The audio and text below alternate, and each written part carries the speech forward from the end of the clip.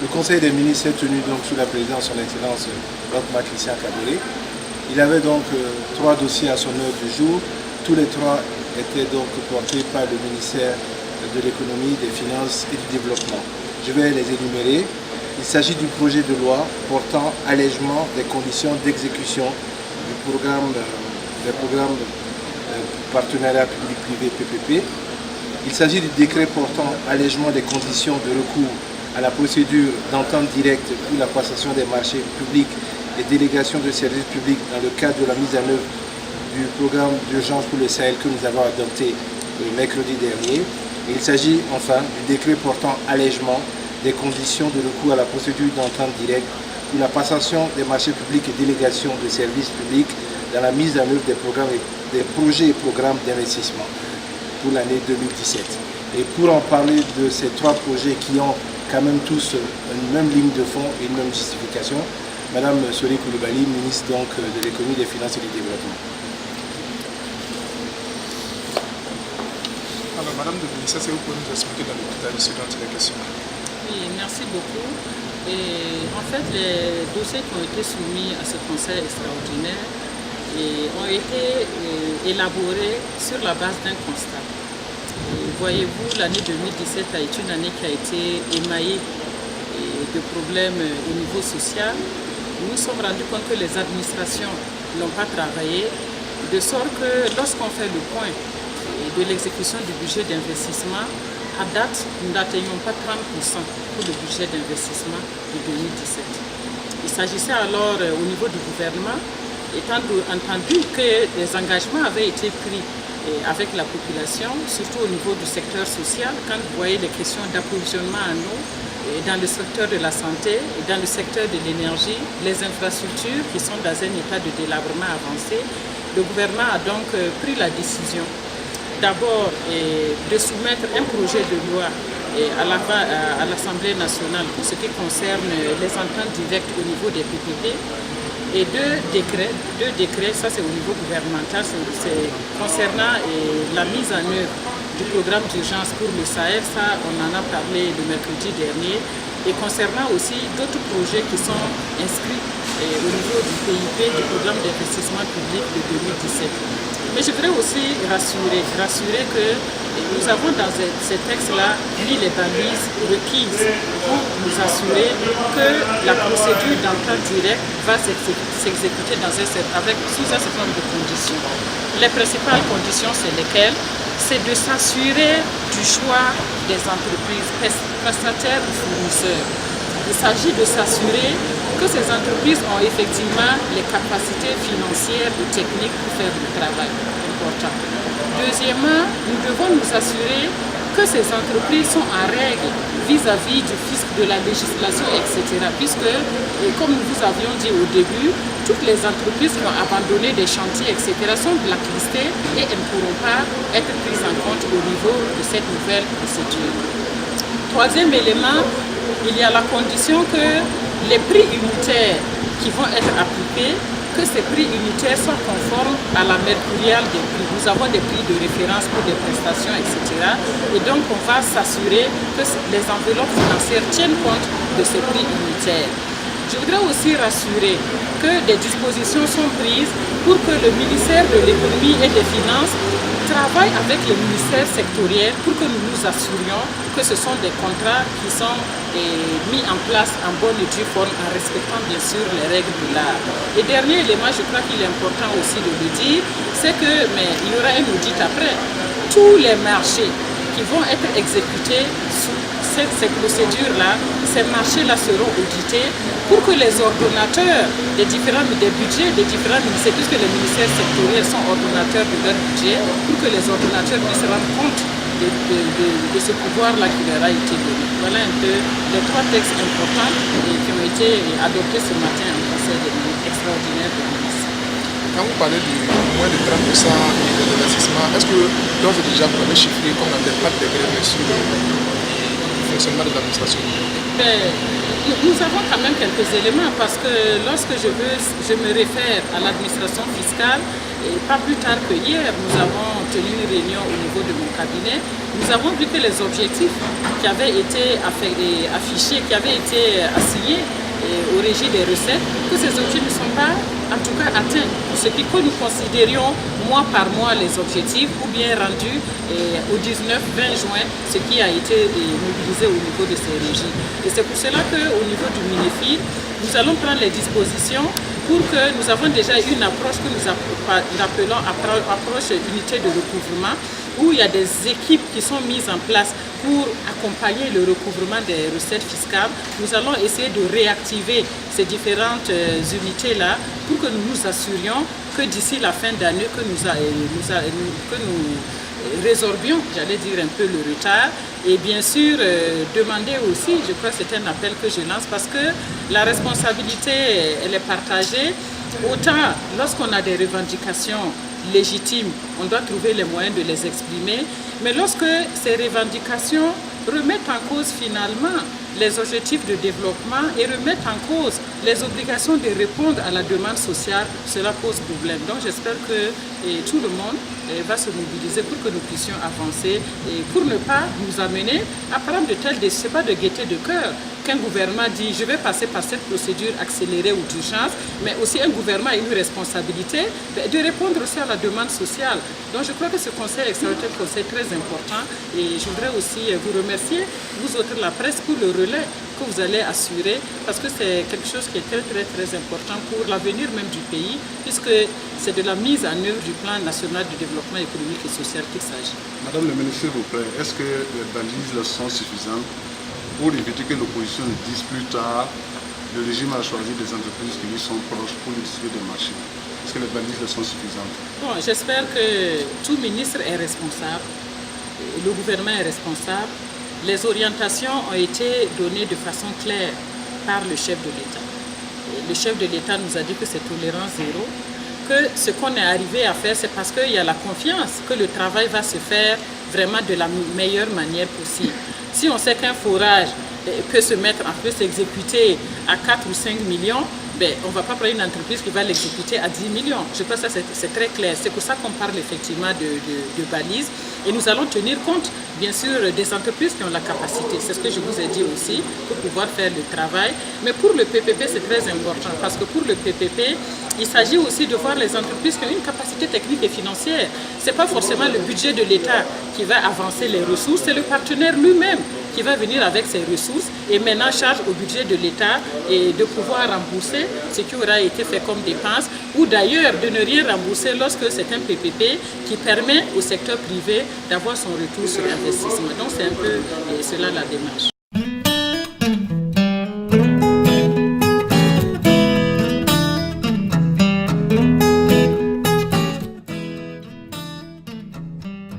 Après 4 années de fonction, l'ambassadeur non résident du Luxembourg au Burkina Faso fait le point de la coopération luxembourgeoise avec le Burkina Faso au président du Faso. Pour Martin Chômeur, le Burkina Faso est un pays en plein processus de reconstruction et le Luxembourg veut être toujours à ses côtés. En témoignant l'octroi de 54 milliards de francs CFA par la signature en novembre dernier du nouveau programme indicatif de coopération entre les deux pays. Je peux dire que nous avons signé en novembre de l'année dernière un nouveau programme indicatif de coopération sur 5 ans qui est basé sur les priorités du PNDES et qui se concentre sur les questions d'éducation, formation professionnelle, mais aussi sur la protection des ressources naturelles et sur l'éthique, les technologies de l'information. C'est un programme indicatif de coopération pour la période 2017-2021. Mais bien avant, c'est le comité international mémorial Thomas Sankara qui était en entretien. L'étape à laquelle nous sommes aujourd'hui, c'est particulièrement le projet architectural, dont la première phase vient de se terminer. C'était le débat d'Élysée. Et la deuxième phase doit nous amener vers le choix d'un architecte et de son projet que nous allons présenter donc au public. Et dans la mesure où l'État est coporteur de ce projet, parce que c'est quelque chose qui est nouveau, je peux dire que c'est une première dans le monde où une association la société civile est soutenue par l'État pour la réalisation d'un projet. L'État aurait pu réaliser ce projet.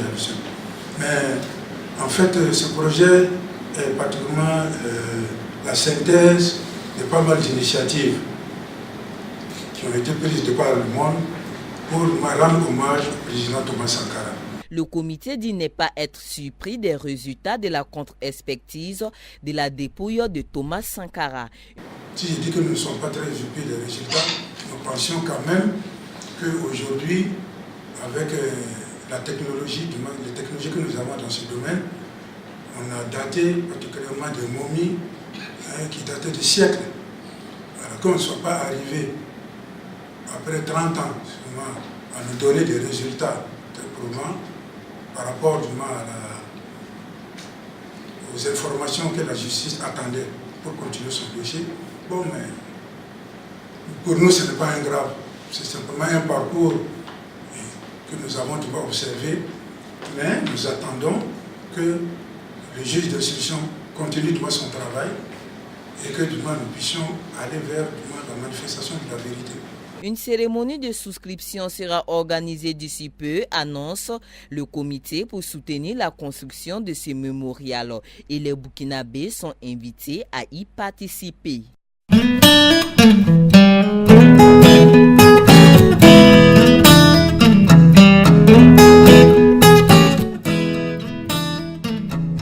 Le chef de l'État, Roch Christian Kaboré, a reçu ce mardi les 5 rois que compte le Burkina Faso, le Compiègne du Gourma, suivi de ses pairs, le Naba Kiba de Waïguya, le Naba Gigimpolé de Tenkodogo, le Naba de Boussouma, encore appelé Dima de Boussouma, et le Mogo Naba Bango. Ils disent être venus renouveler leur soutien au président du Faso.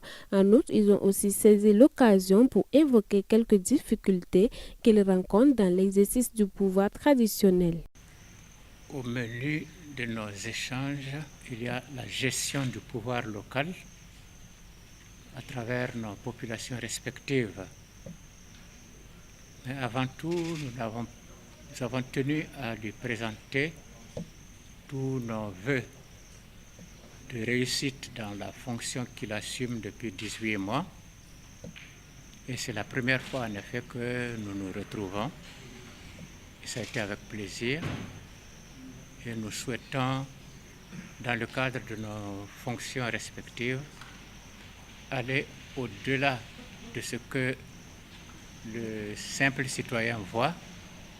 Ce ne sont pas nos bonnets qui font le travail, c'est ce qu'il y a en dessous, c'est-à-dire nos cerveaux, nos âmes, nos cœurs.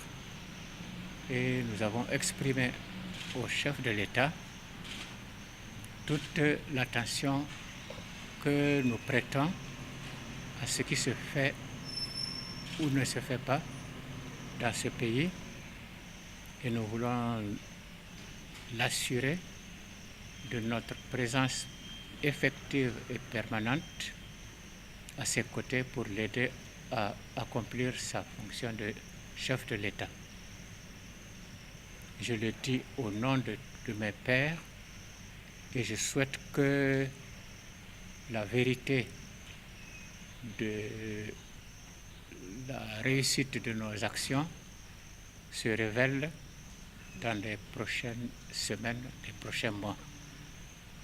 Nous avons profité aussi pour lui souhaiter bonne année, parce qu'il n'est jamais tard pour lui souhaiter une bonne année. Nous attendons une bonne compréhension du pouvoir par rapport à toutes ces actions individuelles qui se posent à droite et à gauche, et aussi pour que l'administration nous aide à résoudre les problèmes ponctuels que nous rencontrons, soit dans le cadre des nominations de chefs, soit dans le cadre de la résolution de certains problèmes et tout. Voilà.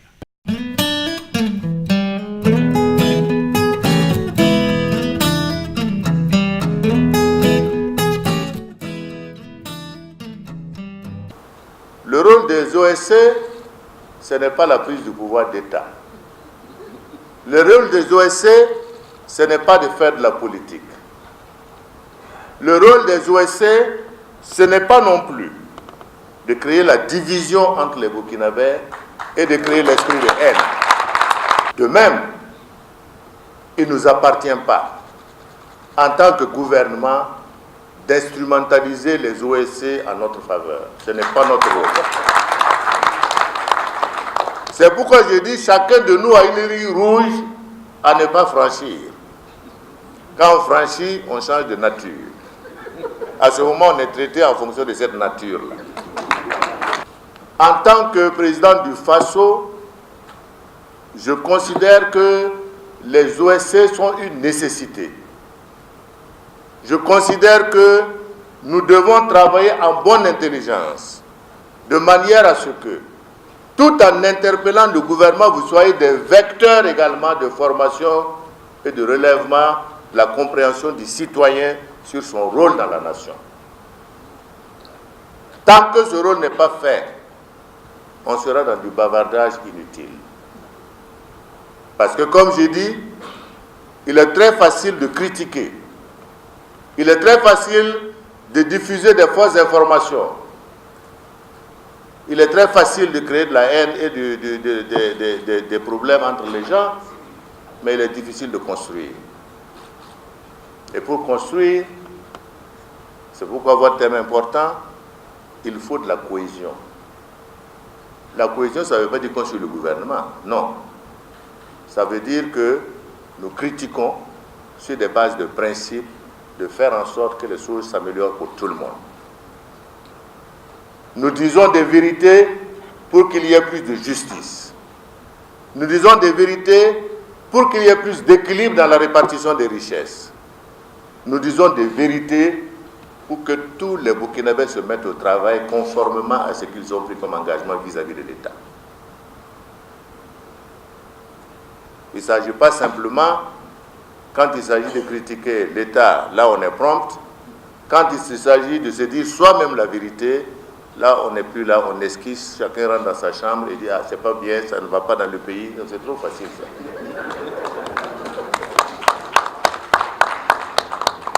Et c'est pourquoi je voudrais vous interpeller pour vous dire que tant que vous serez dans votre rôle citoyen d'éducateur, d'interpellateur, faites votre travail, vous n'avez rien à craindre. Le gouvernement accepte les critiques. Le gouvernement s'est engagé dans un programme que nous voulons réussir. Mais c'est comme vous le dites, la cohésion est une base sur laquelle nous devons avancer. Nous avons fait le programme national de développement économique et social. Nous avons fait un programme qui embrase l'ensemble des secteurs de notre économie et de la vie politique de notre pays. Renforcer la démocratie, consolider l'économie, mettre en place des projets structurants. Ce programme-là doit être financé à 64% par le budget national. Mais si aujourd'hui, nous sommes enclins dans tous les secteurs de notre société à des activités de défiance telles que nous ne pouvons pas mobiliser les ressources, je veux dire que nous ne pouvons nous en prendre qu'à nous-mêmes. Parce que l'engagement que nous devons avoir tous, c'est ça. Comment nous allons construire des routes? Comment nous allons construire des dispensaires? Comment nous allons construire des écoles? Comment nous allons faire des barrages si finalement nous nous auto-bloquons même dans le progrès que nous devons faire? C'est ça les réalités du Burkina Faso. C'est ça les réalités que tout le monde contourne. Mais il faut qu'on soit conscient que le Burkina Faso, là, où nous allons nous développer ensemble pour sortir de ça, où nous allons couler ensemble. C'est ça l'autre réalité.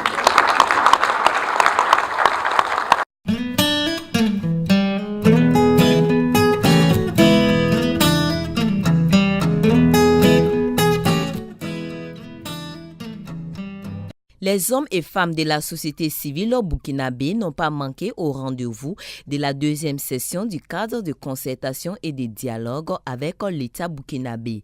Organisations féminines, mouvements et associations de la jeunesse, ONG et associations de développement, organisations professionnelles des médias, pour ne citer que ceux-ci, ce sont en tout 9 représentants de chaque organisation qui sont passés sur le pupitre pour soumettre les doléances au chef de l'État. Roch-Marc Christian Kaboré, tout en rappelant le rôle des organisations de la société civile, a apporté des réponses à chaque préoccupation posée.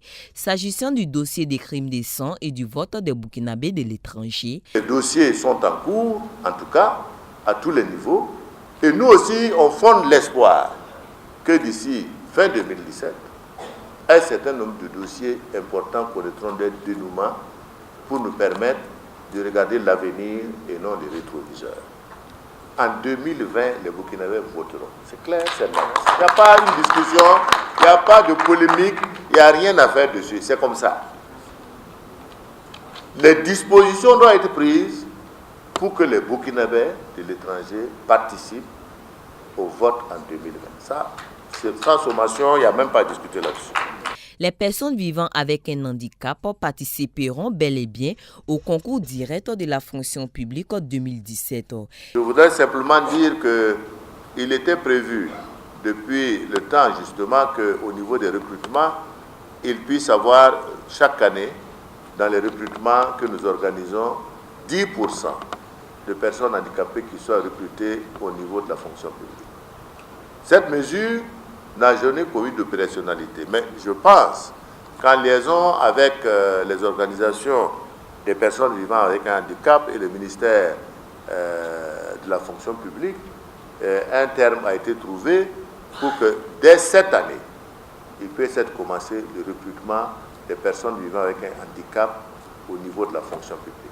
S'agissant de l'incident entre hommes des médias et forces de sécurité, le président du FASO a appelé tout simplement au respect mutuel. Tout le monde a son tempérament, il peut y avoir des débordements, mais il doit avoir quand même une position, je dirais, de force de sécurité et ne pas se laisser tout le temps emporter également par des invectives ou quelque chose que quelqu'un va reporter. Donc, c'est un effort collectif. Il faut qu'on travaille à ça, qu'on travaille au respect mutuel, qu'on travaille au respect de la différence, qu'on travaille effectivement à la considération, c'est important. Et parfois, c'est tout ça qui amène des dérapages qui sont tout à fait inutiles, qui surchauffent les atmosphères pour rien.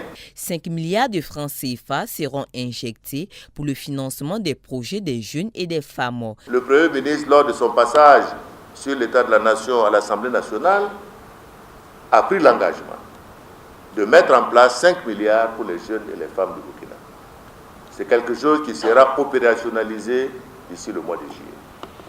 Deuxièmement, on a pris l'engagement de regarder également pour les cadres, les jeunes qui sortent de l'université, à tête de projet test, pour voir comment nous pouvons donner une forme de moyens pour que les dossiers les plus innovants des jeunes puissent être financés sur le secteur bancaire. Le gouvernement apportera également, dans un premier temps, à titre de test, parce que nous devons amener l'argent à revenir dans les comptes, de mettre en une ligne de 1 milliard pour ce financement de ces projets-là. Roch-Marc Christian Kaboré a ainsi passé en revue chaque préoccupation soulevée, mais a aussi soumis des doléances à ses interlocuteurs. La bonne gouvernance est à tous les niveaux. Et c'est pourquoi je voudrais vous inviter, au terme de l'ensemble de ces dialogues que vous menez avec le gouvernement et entre vous-même, à faire en sorte de travailler à ce que tous les OSC qui sont reconnus, vous puissiez créer un cadre qui soit unique sur lequel le débat du gouvernement et la société civile se mènera dans un cadre, je dirais, le plus large possible et le plus, je dirais, consensuel entre vous également possible. Je crois que c'est possible de le faire et je vous invite à aller dans ce sens également.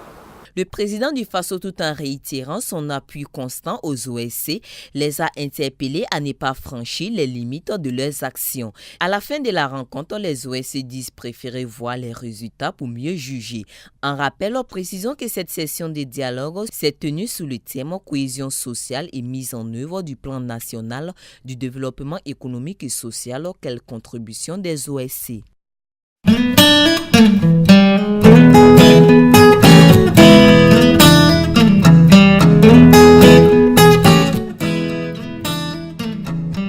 La mise en œuvre du plan national de développement économique et social était le point culminant de la conférence de presse qu'a animé le Premier ministre Paul Kabatieba ce lundi 19 juin.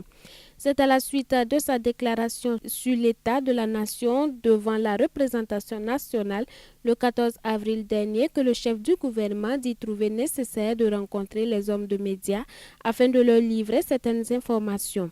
Ainsi, les domaines de la santé, de l'éducation, des finances et plusieurs autres ont été passés au pain fin par le Premier ministre Tieba. Selon lui, un sondage du Centre pour la gouvernance démocratique au Burkina a permis d'établir qu'environ 51% des citoyens croient au PNDS. De ce fait, le chef du gouvernement rassure que le PNDS est en marche. Je puis vous rassurer que cette confiance va davantage se renforcer dans les mois à venir, car la voie est toute tracée pour la mise en œuvre des ambitieux projets inscrits dans le PNDS. Je comprends l'impatience de certains de nos jeunes compatriotes. Je voudrais les inviter à faire confiance au gouvernement et à sa capacité à réaliser le PNDS qui est notre espérance. Oui, le PNDS c'est notre voie pour changer de manière structurelle et durable notre économie nationale et assurer à chaque Burkinabé un développement solidaire et inclusif. Et le PNDS est en marche, malgré un front social particulièrement agité. Cependant, la série de revendications sociales que connaît le pays depuis un certain temps, bien que cela ait été comme des bâtons dans les roues du gouvernement Tieba, celui-ci dit être déterminé avec ceux qui s'accorderont avec lui pour atteindre les objectifs fixés au PNDS pour l'année 2017 d'abord, ensuite pour les 3 autres années à venir. L'exercice du droit de grève doit s'exprimer dans la responsabilité, en veillant à la disponibilité des services publics au profit des populations dont les droits sont également garantis par la Constitution. C'est la ligne rouge que nous ne franchirons pas et sur laquelle notre fermeté est sans équivoque et totale. C'est pourquoi, malgré le coût économique très lourd de ces revendications, le gouvernement continue d'œuvrer à la mise en œuvre du plan national de développement économique et social. À ceux qui pensent que le PNDS est une sorte de cagnotte posée dans le bureau d'un quelconque membre du gouvernement, Paul Kabatieba retorque en ces termes. Le PNDS est une intention de financement. À nous de créer des projets intéressants que les partenaires techniques et financiers viendront financer.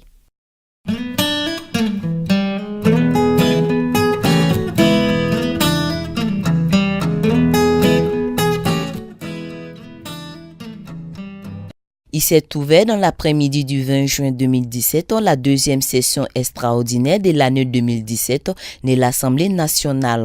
Cette session se tient à la demande du chef du gouvernement burkinabé dans son adresse aux représentants du peuple conformément à l'article 88 de la Constitution pour l'examen des 6 projets de loi dont 5 concernent le système judiciaire burkinabé. Premièrement, c'est un certain nombre de lois qui doivent être nécessairement adoptées. C'est pour ça que nous avons demandé la session extraordinaire. Et la deuxième raison, c'est que nous avons obligation d'avoir un débat sur l'orientation budgétaire afin donc de pouvoir engager tout ce qui est processus budgétaire pour 2018. Et la loi nous oblige à le faire donc avant la fin du mois de juin. Et c'est pour cela que nous avons demandé cette session, plus effectivement ces lois notamment sur la justice qui sont très importantes dans la mise en œuvre de la procédure. Il s'agit ainsi de la loi relative, la loi organique sur la haute cour de justice. Il y a aussi la procédure applicable au niveau donc, du pénal. Donc il y a également une loi qui concerne le fonctionnement et l'organisation et la procédure applicable devant la chambre criminelle. Donc toutes ces lois-là ont pour objectif véritablement de régler donc, des questions de procédure. Il y a également une loi importante. Il s'agit donc de la loi portant défense de protection des défenseurs des droits humains. Donc c'est une loi aussi très importante parce que la communauté internationale a longtemps lancé un appel pour qu'un cadre juridique protecteur puisse être défini afin de protéger davantage tous les acteurs ou tous ceux qui se proclament donc défenseurs des droits humains. Donc voilà en gros le menu que nous avons au programme. Donc nous allons travailler d'arrache-pied pour que dans les 15 jours, parce que c'est 15 jours impartis, nous puissions arriver avec le gouvernement, mais aussi en concertation avec des acteurs majeurs tels que le comité intersyndical des magistrats, et je pense qu'ils seront disponibles. Il y a également le barreau et également les défenseurs, le collectif des défenseurs des droits humains. Donc nous allons nous entourer de tous ces acteurs-là afin de pouvoir disposer de beaucoup d'informations pour pouvoir faire le travail d'amendement nécessaire qui est celui des parlementaires et proposer ces projets de loi une fois examinés à la plénière. Et nous pensons que tout ira bien et que ces projets de loi seront adoptés. Avec 38 absents et 93 votants, la session est renvoyée au 27 juin prochain. Précisons que la clôture de cette deuxième session extraordinaire est prévue pour le mardi 4 juillet 2017.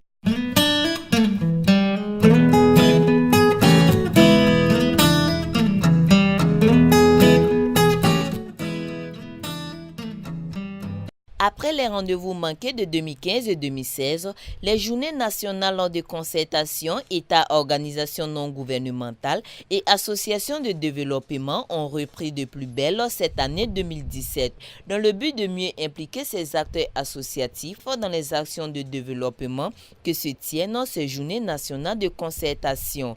Et le thème retenu cette année est le plan national de développement économique et social, contribution des ONG et associations de développement à sa mise en œuvre et à son suivi évaluation.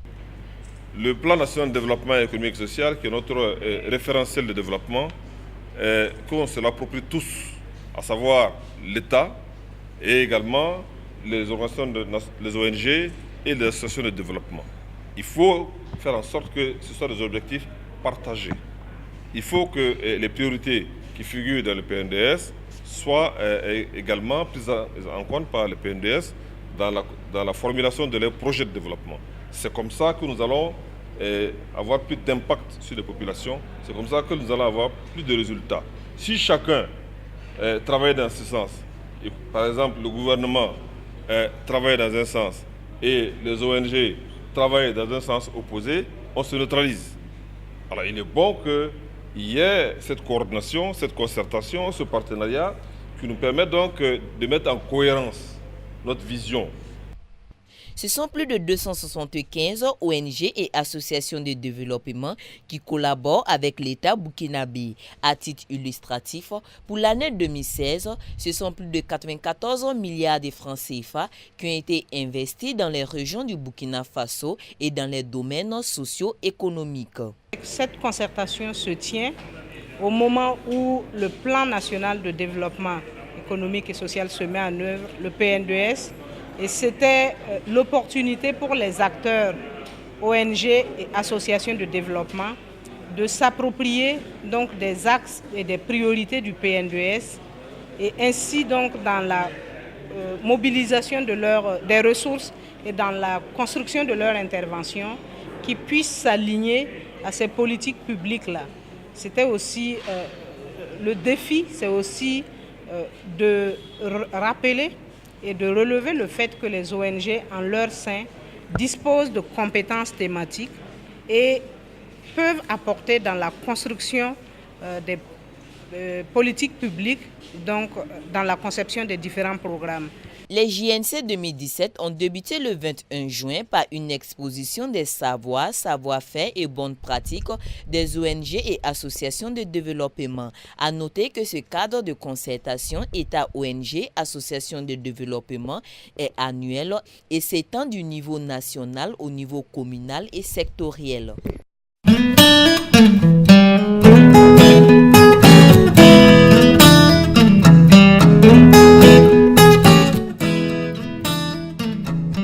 Il est environ 6h15 du matin. Nous sommes au lycée technique national Sangoulé-Lamizana. Troisième jour de la composition des épreuves du baccalauréat, le Premier ministre Paul Kabat-Sieba a effectué une visite aux candidats composant dans le dit établissement afin de les encourager et les inciter au travail. Ce fut dans le même temps l'occasion pour le personnel enseignant de parler de quelques-unes de leurs préoccupations au chef du gouvernement. À les entendre, il y aurait des difficultés pour les nouveaux bacheliers des séries techniques telles que F2, F3 et bien d'autres de continuer leurs études dans les universités publiques du Burkina car manque d'infrastructures. Le Premier ministre rassure que des précautions seront prises pour la rentrée 2017-2018. Je vais témoigner à nos apprenants tout le soutien du gouvernement et la reconnaissance du gouvernement pour qu'ils réussissent, qu'ils fassent donc qu'ils aient de bonnes notes et qu'ils réussissent le baccalauréat avec de bonnes moyennes qui les permettront demain également de faire de bonnes études pour devenir des futurs ingénieurs qui vont construire le Burkina Faso. Alors, comme je l'ai souvent dit, le plan national de développement économique et social repose sur un certain nombre de piliers, mais le pilier du capital humain est central. Et lorsque vous regardez au niveau du capital humain, et la question de l'éducation nationale, de la formation professionnelle est au centre de ces piliers-là. Le gouvernement est conscient qu'il y a un déficit de techniciens et d'ingénieurs dans ce pays-là. Dès l'année dernière déjà, avec le ministre Jean-Martin Koulibaly, nous avons initié, et puis également le ministre de l'Enseignement supérieur, nous avons déjà sélectionné les meilleurs dans les filières, les filières scientifiques, les filières techniques, pour les envoyer dans les classes préparatoires à l'étranger. Bon. Nous avons également décidé, avec les présidents d'université, d'ouvrir, et le ministre de l'Enseignement supérieur, d'ouvrir à la rentrée 2017-2018 des filières de classes préparatoires à l'Université de Ouagadougou pour permettre donc aux meilleurs dans les filières scientifiques et les filières techniques de venir se préparer pour les grandes écoles, pour les concours aux grandes écoles. Mais avec le ministre tout à l'heure, quand nous avons fini la visite, on envisage également d'autres mesures de soutien à ces jeunes-là. Parce qu'il y a d'autres mesures que nous envisageons, c'est-à-dire par exemple mettre en place à l'Université de Ouagadougou des filières qui forment des ingénieurs dans toutes ces disciplines-là. Que ce soit par exemple l'électronique, que ce soit par exemple, je sais pas, l'électromécanique, etc. Il faut qu'on mette en place au niveau de l'Université de Ouagadougou des filières qui les permettent donc de former des ingénieurs et puis des techniciens supérieurs. 7h25, Paul Kabat-Sieba ouvre l'enveloppe de la première épreuve de cette journée après que l'une des rares filles futures ingénieures ait attesté la conformité de la dite enveloppe où une épreuve de 12 pages attendait les candidats. Ces derniers devront composer les différentes épreuves jusqu'au samedi prochain, soit encore 2 jours de labeur, et espérer avoir leur nom sur la liste des admis le 29 juin prochain, jour du grand verdict. En attendant, l'heure est à la composition de l'épreuve techniquement appelée étude d'équipement.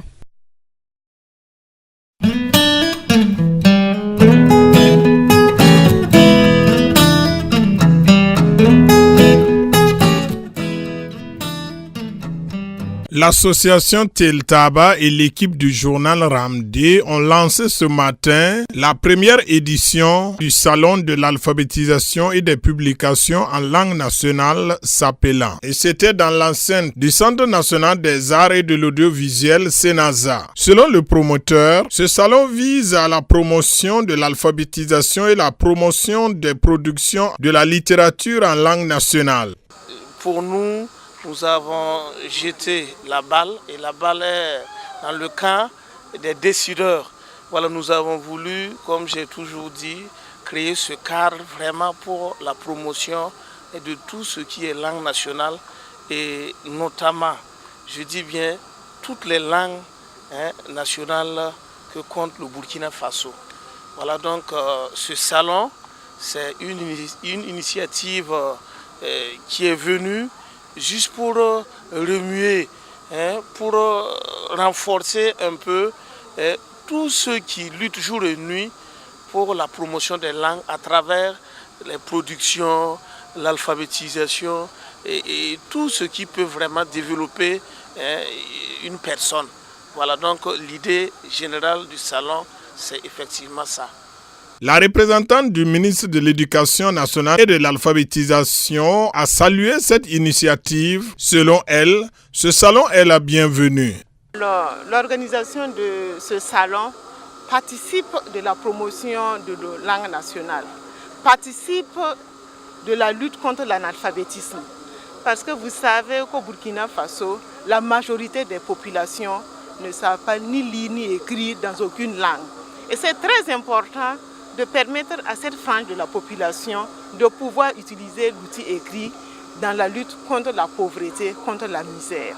Ce salon qui va durer 2 jours va permettre aux acteurs œuvrant dans le domaine de l'alphabétisation à échanger en vue de proposer des pistes de solutions pour une bonne promotion de l'alphabétisation au Burkina Faso. L'alphabétisation est reconnue comme un droit vital de toute personne humaine sans discrimination. Cependant, au Burkina Faso, beaucoup de jeunes adultes n'ont pas encore la chance de jouir de ce droit.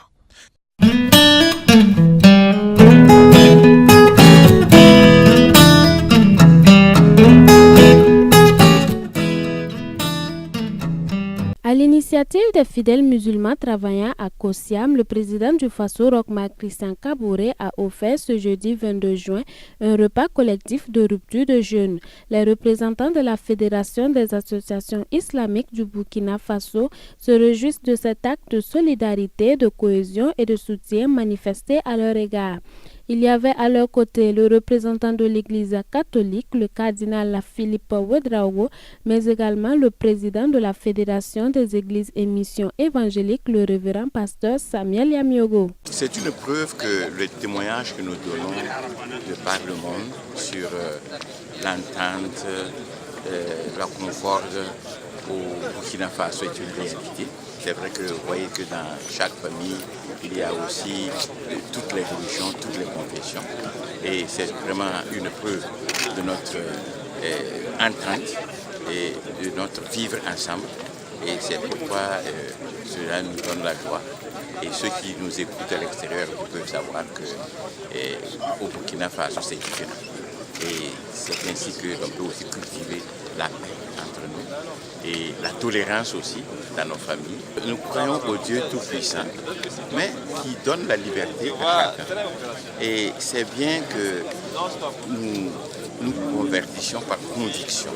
Nous appartenons à une église par conviction et non pas par obligation. Et nous savons que si la foi, l'évangile, convainc quelqu'un, il restera ferme dans la voie et il n'a pas peur de côtoyer ou même d'aimer les autres. D'ailleurs, même l'Église, comme vous le savez, c'est tend la main à tout le monde. Le bon samaritain, il y a beaucoup d'exemples dans la parole de Dieu. Pour le président du Faso, qui avait également à ses côtés le Premier ministre et quelques membres du gouvernement, c'est une action qui prouve que le dialogue interreligieux est une réalité au Burkina Faso. En outre, il a interpellé les ténors de la religion musulmane à prêcher la paix et la tolérance à leurs fidèles. C'est une joie pour moi également de non seulement faire cette rupture du jeûne avec les musulmans, mais également de constater la présence de son éminence le cardinal et du pasteur Samuel Yamiogo, qui témoigne, si besoin était, que le dialogue interreligieux au Burkina Faso est une réalité. Je voudrais saluer cette disponibilité générale, du respect mutuel de nos religions respectives. Et je pense que c'est un atout qui est important pour nous. Le président du Faso, Roch-Marc Christian Kaboré, a conclu en souhaitant bonne fête à tous les musulmans.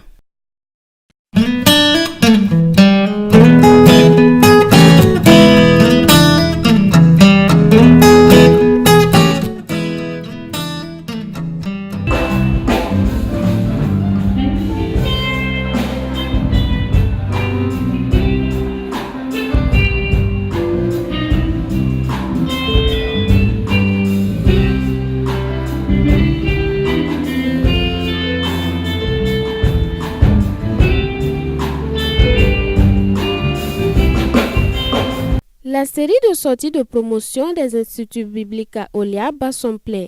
Dimanche dernier, c'était à Dasasko que l'on a assisté à cette cérémonie. 10 lauréats tous de la section française ont reçu le parchemin de fin de formation. Les témoins de Christ inspirés du livre d'Ésaïe, le chapitre 43, au verset 10, est le nom de baptême de la promotion sortante. Selon la déléguée de ces nouveaux compagnons de pasteur, c'est un nom choisi en fonction de la tâche qui les attend sur le terrain. Le nom de baptême, les témoins de Christ, ça a été motivé par beaucoup de choses. D'abord, quand nous voyons la parole de Dieu, déjà au Nouveau Testament, dans le livre des Actes, lorsque Christ a dit à ses disciples, voilà, vous recevrez une puissance et vous serez mes témoins. Et quand on regarde aussi dans Ésaïe 43, voilà. Donc, on s'est dit que durant toutes ces années-là, ce n'est pas la connaissance que l'on est venu apprendre, mais c'est plutôt la personne de Christ. Et cela nous a beaucoup fortifiés, comme je le disais. Et après avoir su et connu davantage sur le Seigneur Jésus, la moindre des choses, c'est de partager ce qu'on a reçu, ce qu'on a appris de lui.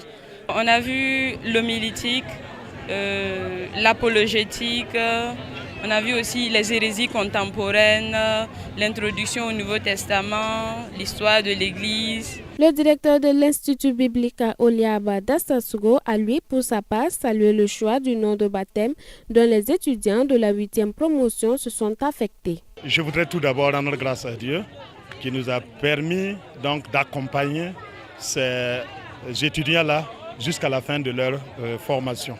Je suis très content pour ce que ces étudiants ont appris durant ces 3 années. En tant que premier responsable donc, de l'Institut, ils m'ont demandé donc à traiter, à faire une étude sur ce thème d'ailleurs.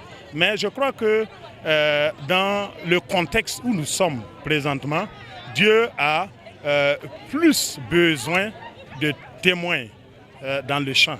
Voilà pourquoi ces étudiants ont pris le nom de baptême, les témoins.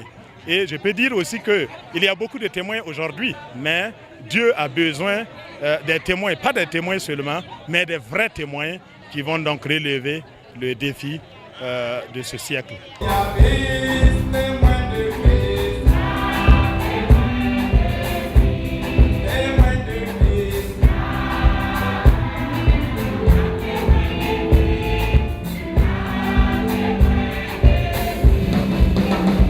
Il faut noter que ce fut une belle soirée dominicale pour ces 7 femmes et 3 hommes qui se disent aptes pour la mise en œuvre de ce qu'ils ont appris 3 ans durant. Ils ont aussi bénéficié d'un certain nombre de conseils que le président du Conseil des Assemblées de Dieu pour la région de Dasasko, le pasteur Abel Kaboré, leur a prodigué.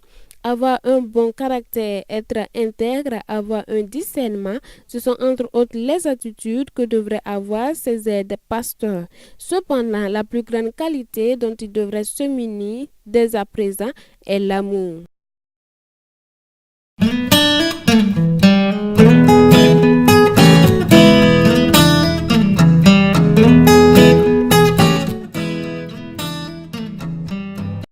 La télévision Canal Vimkwega, toujours au service de ses téléspectateurs et téléspectatrices. Aujourd'hui, elle vient avec une nouvelle émission pour renforcer les familles dans leur intimité et leur communion avec Dieu, et cela au travers de la louange. La force de la louange est la nouvelle émission du service des programmes de CVK avec l'ensemble de l'équipe technique et son animateur vedette Otto Jérémy. Cette émission se veut de ramener le peuple de Dieu à découvrir qu'est-ce qu'on trouve dans la louange. Et pour l'introduire, j'ai pris l'exemple des murs de Jéricho qui sont tombés. J'ai parlé de Paul et Silas qui ont été délivrés. Alors c'est juste pour recadrer un peu la louange et inviter les uns et les autres, non seulement à suivre les émissions de CVK, et aussi à aimer la louange. À l'affiche de ce lancement, un invité qui n'est plus à présenter puisqu'il a su bercer les chrétiens depuis plusieurs générations par ses belles mélodies. Jésus mon bien-aimé, étoile du matin, fais-moi vivre ton amour comme une fleur fanée qui n'a aucun attrait. Ainsi moi je vis loin de ta présence. Tu vois bien que sans toi Jésus, ma vie n'a plus de sens. Dans ton amour, viens me rendre heureux. Préférant le thème chantre à l'artiste, pour le chantre Daniel Kambou, la louange représente toute la vie d'un enfant de Dieu. Il nous démontre ici les bienfaits de la force de la louange dans la vie d'un disciple de Jésus-Christ. Ce que j'ai vu le chant faire aux gens, ce que j'ai vu la louange faire aux gens, eh bien, c'est beaucoup. Mais je ne peux que citer ces trois choses. Ouais. Le fait que ça donne la paix, ça donne la joie. Le fait que ça montre le chemin pour le salut, mais aussi le fait que ça libère. Ça libère l'individu et l'amène vraiment à être en relation avec Dieu. Amis du petit écran, cette émission est la vôtre. Voulons, par la grâce de Dieu, enregistrer une émission par mois. Demander aux téléspectateurs de rester devant leur petit écran et de suivre, parce qu'il y a quelque chose à apprendre par rapport à la louange. Et nous voulons aussi un soutien sur toutes les formes, soutien spirituel à travers les prières et tout ça. Nous voulons aussi un soutien matériel, financièrement, afin de pouvoir, parce que la réalisation ça coûte, parce qu'il nous faut trouver du matériel, la lumière et tout, parce que pour ce numéro nous avons enregistré dans le studio, mais pour les numéros à venir, nous allons sortir hors de CVK. Alors donc, par rapport au décor, par rapport à la lumière, au déplacement et tout, nous avons besoin de soutien des téléspectateurs, de tout le monde. Il y a de la force dans la louange. CVK vous invite à le découvrir très bientôt en famille.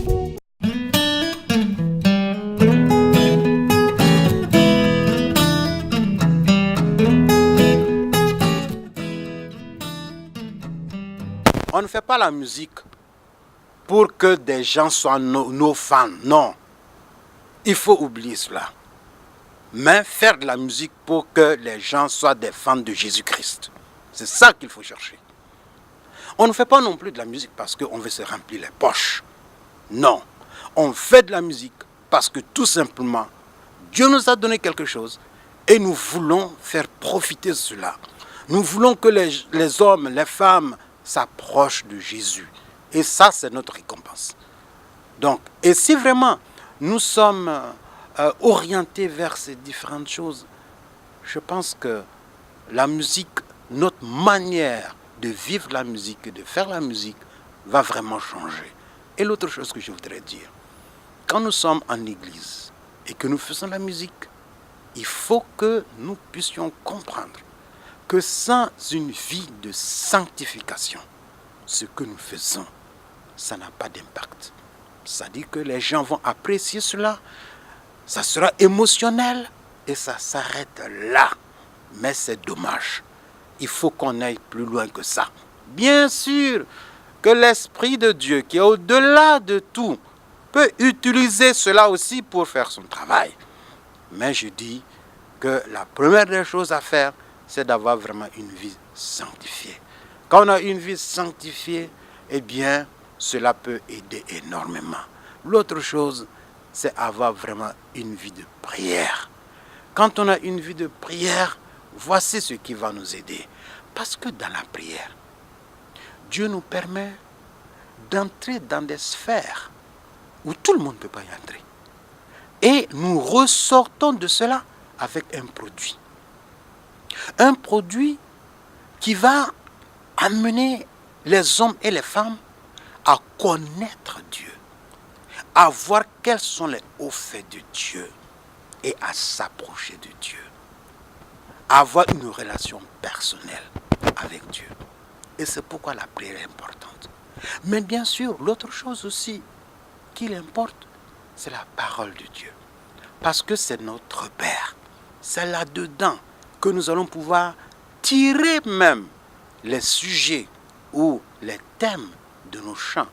Même si les circonstances aussi peuvent être des lieux où nous pouvons tirer les sujets de nos chants, la parole de Dieu demeure le fondement des sujets que nous voulons traiter dans nos chants.